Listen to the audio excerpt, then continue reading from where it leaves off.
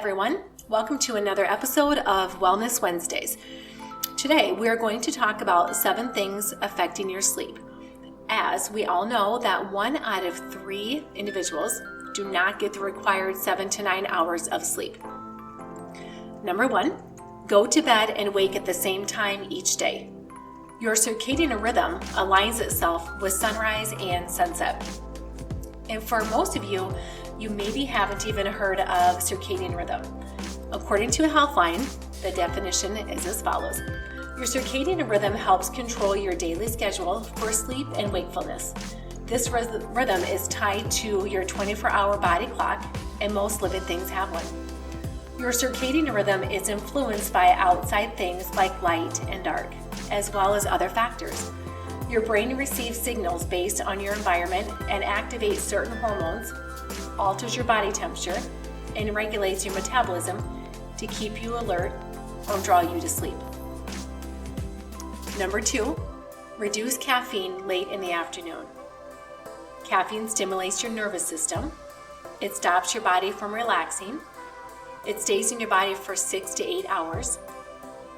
And it's really important that you try not to have any caffeine after 3 or 4 p.m.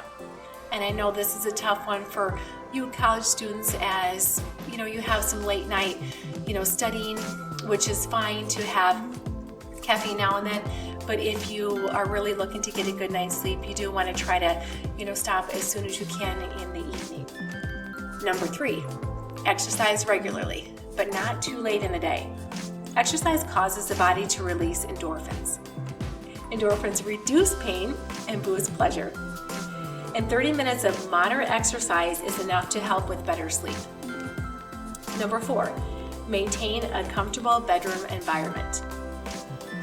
You should decorate your room in colors that you like, something that you're comfortable in. Reduce clutter, which reduces stress. And the optimal bedroom temperature is said to be about 65 degrees. And they do recommend that it's between 60 and 67 degrees. To make your bedroom as dark as possible, try the following. Blackout curtains. Your bedside lamp should have a low and soft light. And reading before bed is recommended. And if you're going to do so, try to use a book light.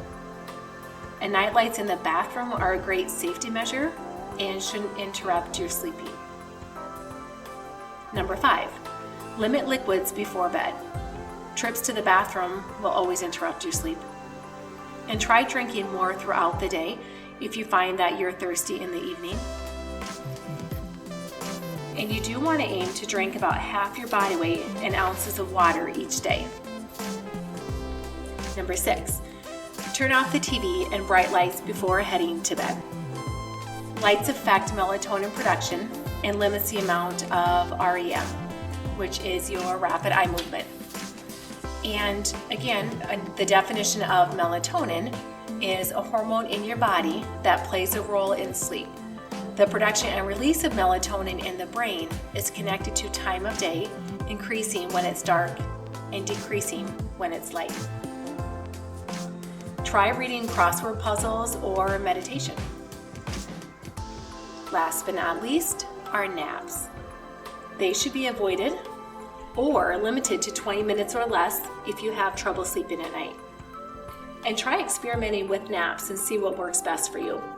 Some people can, do a little cat nap that's maybe, 10-15 minutes long and wake up feeling refreshed, and others, tend to sleep a little bit longer and then we wake up kind of feeling groggy, and everybody's different. So really try to experiment and see what works for you. I would always recommend that if you feel that you're sleep deprived, try to get in a nap now and then, and doing so is going to ward off, sickness and fatigue and, kind of cloudy thinking. Sleep-deprived college students may require naps, short or long, when work and study habits prevent a good night's sleep. And this doesn't have to be on a daily basis, on those nights or those weeks, I should say, when you're studying for, your exams and things like that, or, even at the end of the semester. I know that, sleep habits are kind of all over the place. So even just a quick nap now and then is probably your best bet. And I do have a few tips for kind of helping, with some sleep, whether or not you live in an apartment by yourself, you maybe share your room with a college student, and you have different schedules. Sometimes, our sleep can be interrupted with that.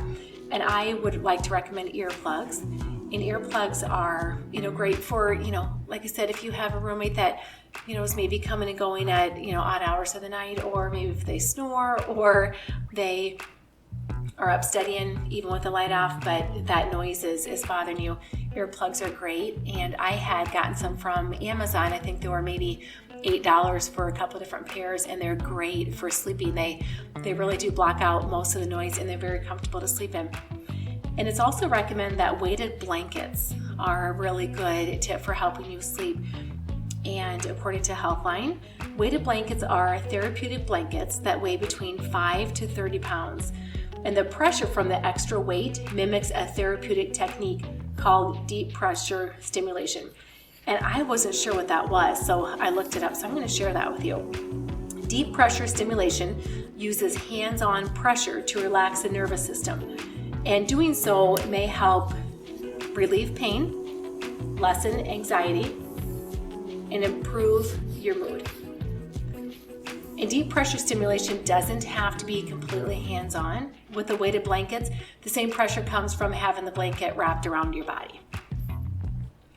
Essential oils. I use these on a weekly basis, not every night. And I stick with the Young Living essential oils. I like that brand. I know that there's a lot of great ones out there. I tend to use that one just because I know which products I like, and I think they're pretty easy for me to kind of get my hands on. And like I said, I've experimented with them. And my top 3 are lavender, frankincense, and bergamot. And a friend of mine had suggested that she used to sell these. I don't think she does anymore, but she had suggested that you just kind of almost like an acupuncture pressure point on your feet is to take the oil and rub it between each one of your toes, and then just wipe the rest on the bottom of your feet. And I actually didn't believe her until I tried it, and it really does work. So if there's ever a period where for whatever reason I'm having trouble sleeping, that has always worked 100% of the time. And whatever I have left over, sometimes I'll rub that on my wrists, or even on my neck behind my ears. And then another good sleep aid is pillow spray. And I have gotten these from Bath & Body Works, from Ulta, Sephora, Amazon, and you really just have to find one that you like.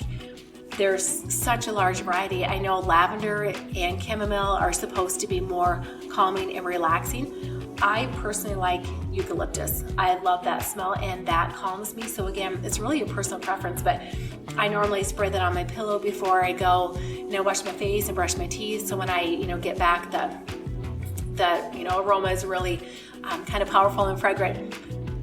And there's some apps out there also that help you sleep. Honestly, I have never used them. I wouldn't be opposed to it. I just haven't ever used them. And I have, attached here the recommended ones from Healthline. And I know I've referred to Healthline a few different times today. I really, really like that website. I think that they have great information, and it's always really, really trusted information. And another thing that I think is really great for anybody to use is different teas. And I've tried a few different ones. I like tea in general, but the one that I like to use if I'm having trouble sleeping, it's a Celestial. It's Sleepy Time. And I get this one at Walmart. I think it's less than, $4 for a pack. And I think maybe the pack is between 12 and 20 tea bags. And it has kind of a spearmint, orange blossom, chamomile flavors. I think it smells amazing, and it's pretty calming. And a lot of times I will add lemon to mine. Sometimes I do put a little bit of Splenda. I usually use half a packet if I feel that's necessary, but it seems like it's pretty enjoyable even without the sugar. All right, so there are 7 tips to help you sleep. And as I say every episode, I really, really want and appreciate your feedback. It helps me know what to research, what to prepare, what to give you advice, information on. So please respond to our segment here on Facebook, and we will go ahead and get together again next week. Thank you for listening.